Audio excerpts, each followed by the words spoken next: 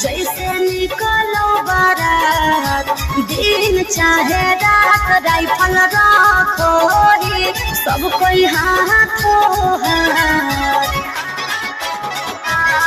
अरे रोड पर लड़का लेके निकलो जैसे निकलो बारात दिन चाहे रात राइफल रखो सब कोई हाथों हाथ।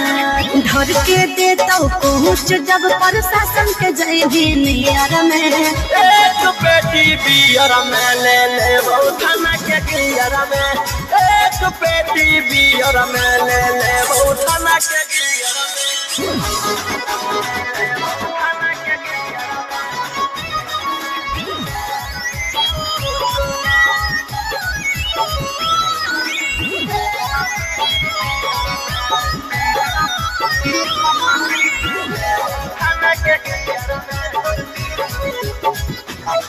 अरे जेताना तू सोचो ही आसान नहीं हो उताना एक बार जे धरनी तो बिगाड़ देतो खुतना।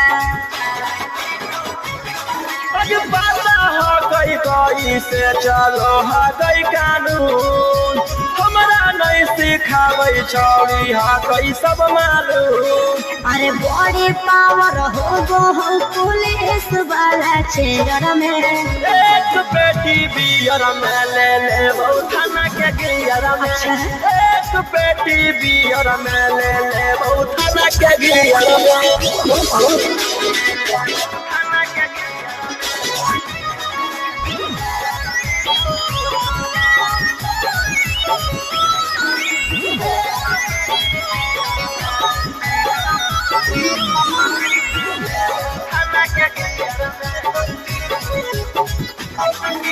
खाना के खरीदले भी हकौ तोरा भूल रे देतौ तोर छोड़ाई रंगदारी सब फूल रे बुझैलो।